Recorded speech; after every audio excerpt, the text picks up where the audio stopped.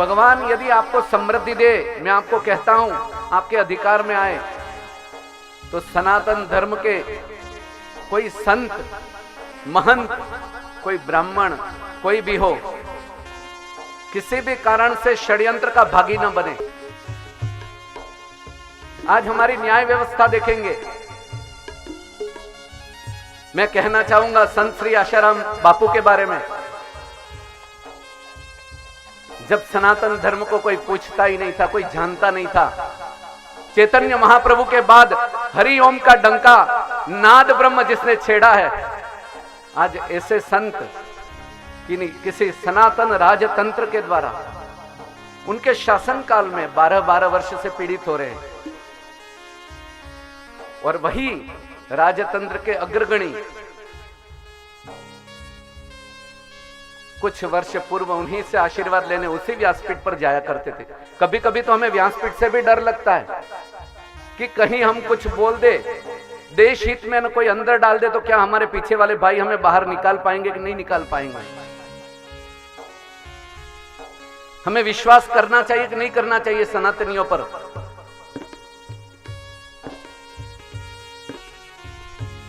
जहां पर देश में एक और सांता क्लॉस नाम के जोकर का प्रचार प्रसार हो रहा था, हमारे भारत के युवाओं को जोकर बनाने की व्यवस्था हो रही थी, उस समय में किसी संत ने, किसी महंत ने तुलसी पूजन का डंका, तुलसी पूजन का उस दिन को आयोजन रखा।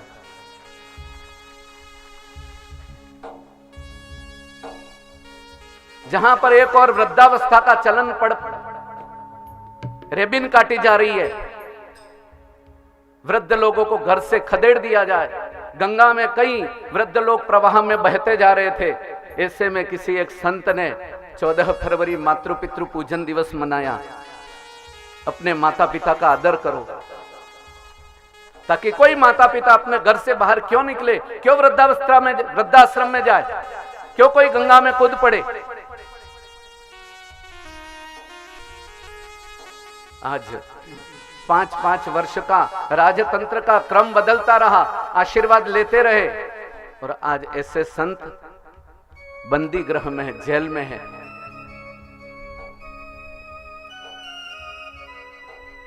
मैं तो कहता हूं कि विश्व से बड़ा यदि कोई पदक है ना, उनको दे दो ना ऐसे संतों को, तो भी कोई समाज उसका प्रायश्चित नहीं कर पाएगा मेरे भाई। कोई इसका प्रायश्चित नहीं कर सकता है। संत का सत्कार होना चाहिए।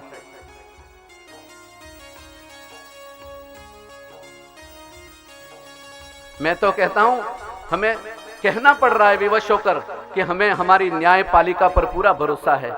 मैं भी कहता हूं मुझे पूरा भरोसा है, लेकिन हमारे न्यायपालिका में पारदर्शिता आनी चाहिए, जिसमें विदुर नीति, चाणक्य नीति और मनुस्मृति जैसे ग्रंथ होने चाहिए, जिससे ऐसे संत कभी बंदी गृह में विवश होकर न पड़े रहे। उनके यह जो महापुरुष जो अंदर पड़े ना भाई, वे वेद व्यास स्वरूप है आशाराम बापू, और उनके सुपुत्र शुकदेव स्वरूप है। ऐसे संतों को अंदर डाल के कहां तक हम राम राज्य ले आएंगे।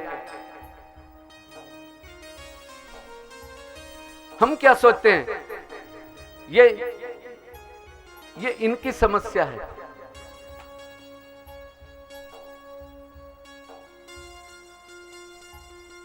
मैं तो राजतंत्र से करबद्ध हाथ जोड़कर 12 वर्ष तक मेरी व्यासपीठ मौन रही, लेकिन आज मुझसे रहा नहीं गया। मैं तो बड़ी बड़ी व्यासपीठों को भी कहता हूं कि जिन व्यासपीठों से धर्म और अधर्म का मापदंड तैयार किया जाता है, उन व्यासपीठों से चूं तक नहीं निकली। ऐसे संत के विषय में धिक्कार है उनको। क्या तुम्हारे फॉलोवर्स घट जाएंगे?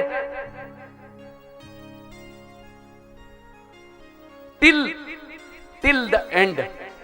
ऐसा तो क्या अपराध कर दिया था कि मृत्यु पर्यंत बंदी गृह में ही वे मरे।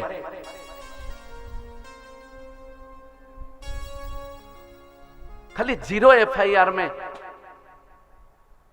जब तक जीवित है तब तक जेल में ही मरे। ये हमारी न्यायपालिका, मुझे भी पूरा विश्वास है। मैं व्यासपीठ से कहता हूं कि मुझे मेरे न्याय तंत्र पर पूरा विश्वास है। ऐसे